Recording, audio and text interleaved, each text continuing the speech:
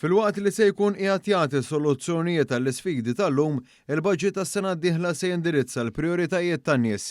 Kien b'dan il-mod li l-Prim Ministru Robert Abela iddeskriva l-baġġett tas-sena li ġejja fl-intervent tiegħu fil-Parlament waqt li kienu qed jiġu diskussi l-estimi għall-uffiċċju tiegħu. Mhux biss iniedi pataflun ta' inċentivi, mhux biss iħares lejn l-isfidi tal-lum, imma iħares ukoll lejn dak il-bidliet li jeħtieġ li nagħmlu bħala pajjiż ħalli jkollna għada illi jkun aħjar. Jiġifieri huwa budget illi jniedi wkoll viżjoni lejn fejn iridu mmorru. Huwa budget li jikkonferma li dik id-direzzjoni li se nkunu qegħdin nieħdu lil pajjiżna lejha hija waħda li tenfasizza l-kwalità. Il-Prim Ministru refera wkoll għal diversi miżuri soċjali li ħorġu minn dan il-baġġett u li setgħu jsiru minħabba l-qagħda ekonomika b'saħħitha ta' pajjiżna.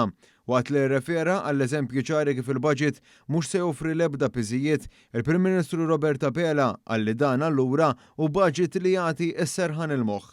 L-ikbar tax cut fl-istorja illi qatt ingħatat, jiġifieri li se tkun ifisser illi fuq kull 1000 euro, fuq l-ewwel 1000 euro li taqla ta' kull xahar mhux se tkun qiegħed tħallas taxxa.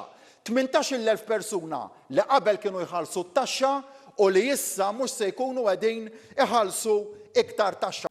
Tkellem ukoll fuq id-deċiżjoni li jittellaq il-proċess ta' Viżjoni Malta 2050 biex l-industriji f'pajjiżna jevolvu lejn dawk ta' valur miżjud aktar għoli. Dr. Abela refera wkoll għal regoli l-ġodda li se jkunu qed jitniedu fi żmien li ġej dwar l-importanza ta' ħaddiema minn pajjiżi terzi permezz tal-Labour Migration Policy. Semma wkoll il-bżonnijiet il-ġodda tas-soċjetà fosthom dak ta' aktar spazji miftuħa u ħodor. Investejna f'dan il-budget 70 miljun euro fi spazji ħodor u miftuħa. Is-sena d-dieħla taf kemm se ninawguraw proġetti ġodda, Sur President, ta' spazji ħodor u miftuħa, 19 il-proġett ġdid. Dil-ġimgħa ninawguraw il-ġnien Spencer ġewwa l-Marsa, 11 il-tomna ta' spazju aħdar u miftuħ. Waqt li refera wkoll għal dak li suppost kellu jiġi preżentat mill-Oppożizzjoni, il-Prim Ministru enfasizza li l-Partit ta' Bernard Grech lanqas kien kapaċi jippubblika l-pjan tiegħu għax kif irrimarkat fih dan stess kien bla sustanza.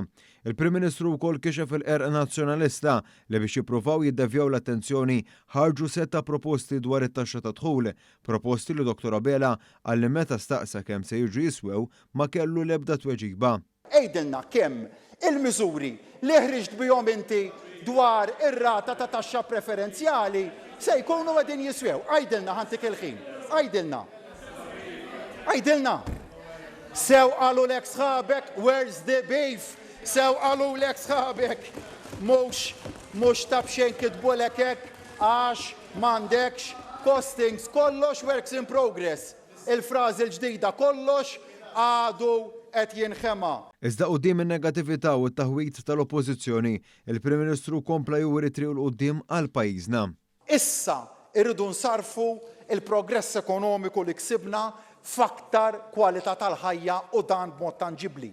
Ambjent aħjar, stil ta' ħajja aktar b'saħħtu, aktar tranquillità u serħan il-moħħ kommessi li naħdmu sabiex flimkien niksbu prosperità ġdida għal Għawdex u Malta aħjar illi tant inħobbu, għal Għawdex u Malta li verament jixirqu lill Lawċin u Maltin kollha, għalhekk qed naħdmu l-pajjiż ta' kwalità.